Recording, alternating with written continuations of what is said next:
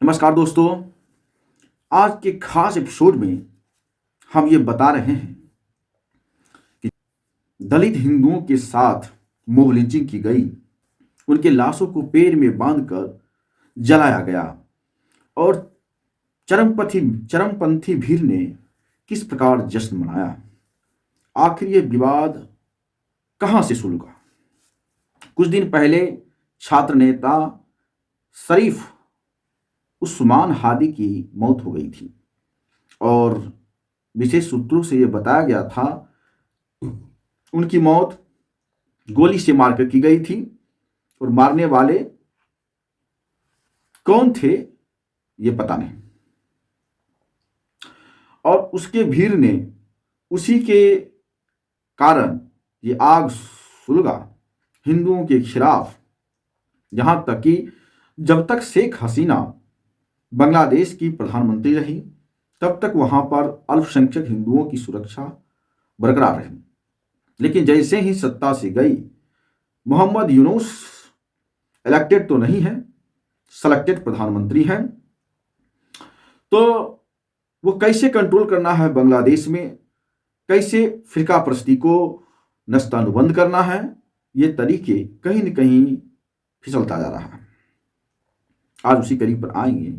बांग्लादेश में दीपू चंद्र दास 27 वर्षीय जो एक दलित समाज से आते हैं, भीड़ ने पीट पीट कर मार डाला। उस पर आरोप था कि उन्होंने मोहम्मद पैगंबर साहब के खिलाफ आपत्तिजनक टिप्पणी की है। लेकिन अभी तक बांग्लादेश के पुलिस अधिकारी और जांच एजेंसियों को कोई सबूत नहीं मिले हैं। पुलिस का कहना है कि जिस समय ये घटना हुई, अगर ये घटना से कुछ समय पहले भी सूचना दी जाती तो दीपू चंद्र दास की मृत्यु नहीं हो पाती। आखिर माजरा क्या है? बांग्लादेश के ही एक अखबार के संपादिका हैं जिन्होंने बोल रही है कि दीपू की हत्या एक टारगेटेड हत्या है। यह घटना उस जगह हुई। स्थानीय पत्रकार का कहना है कि पुलिस और गारमेंट्स फैक्ट्री के फ्लोर मैनेजर के द्वारा भीड़ को सौंपा गया।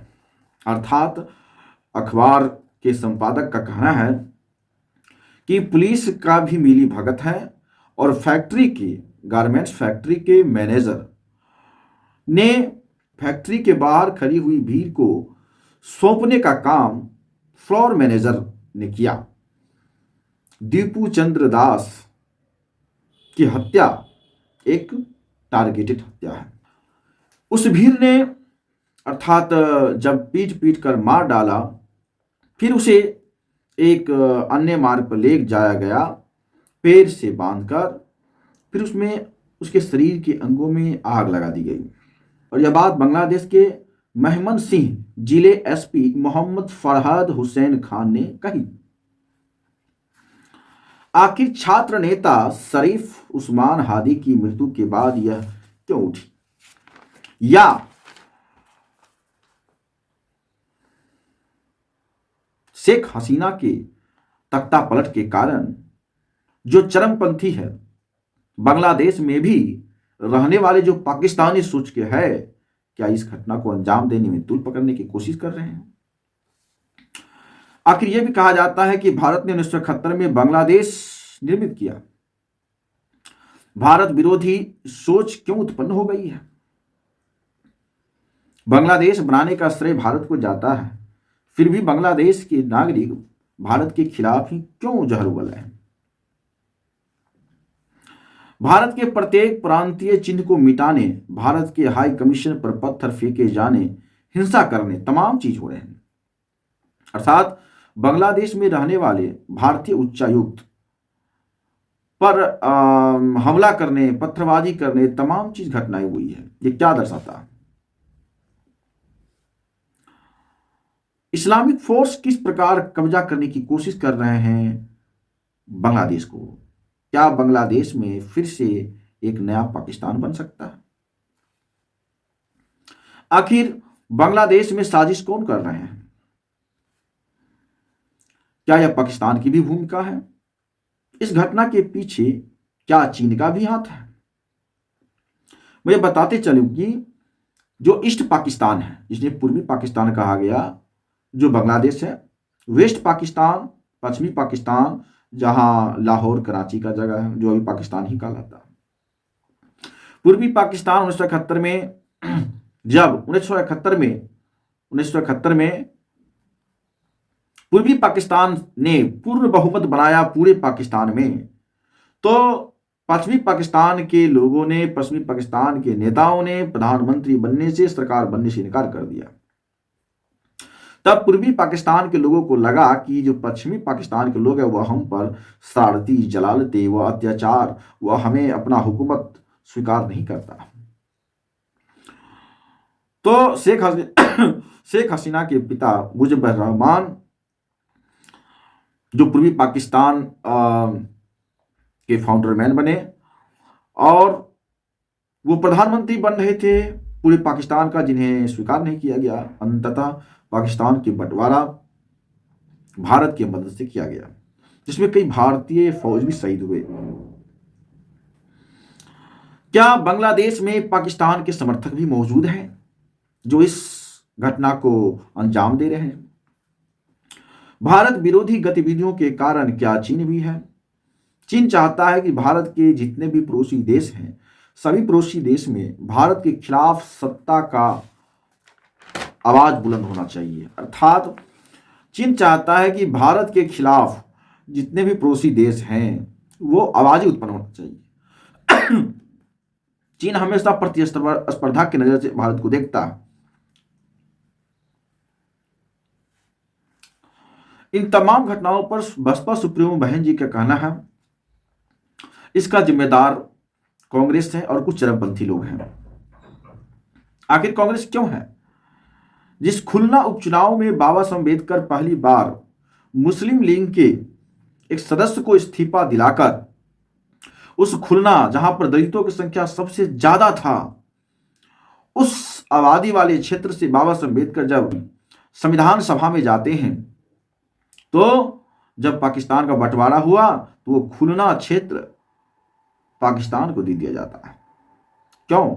बाबा साहब अम्बेडकर के कारण वह खुलना क्षेत्र पाकिस्तान को दे दिया जाता है, जबकि खुलना क्षेत्र में 90% दलित थे। इसलिए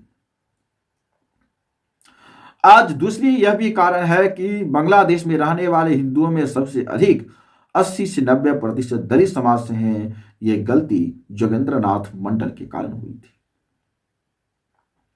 जोगेंद्रनाथ मंडल के कारण हुई थी, लेकिन जोगेंद्रनाथ मंडल लगभग 1.5 से 2 साल रहने के बाद फिर से भारत आ गए थे, लेकिन वहां के दलित पाकिस्तान में ही रह गए, जिसके कारण आज आबादी के 1 करोड़ 30 लाख के करीब बंगाल में हिंदू रहते हैं, उसमें 80 से 90% दलित समाज के हैं। इसलिए दीपू चंद्र दास एक दलित समाज से थे, उनकी हत्या बहुत ही भयावह है। इस पर बसपा सुप्रीमो सुश्री बहन कुमारी मायावती का कहना है कि जिस तरह हिंदुओं पर अत्याचार होने बांग्लादेश में, उसमें केंद्र सरकार को गंभीरता से बात को हस्तक्षेप करना चाहिए।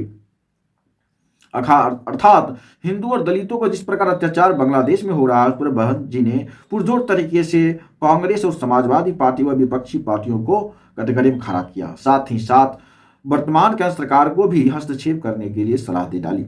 तो आज के एपिसोड में इतना ही, लेकिन एक कहीं न कहीं जो भी कट्टरपंथी हैं, उन कट्टरपंथियों के लिए इंसानियत कोई चीज नहीं बच गया है।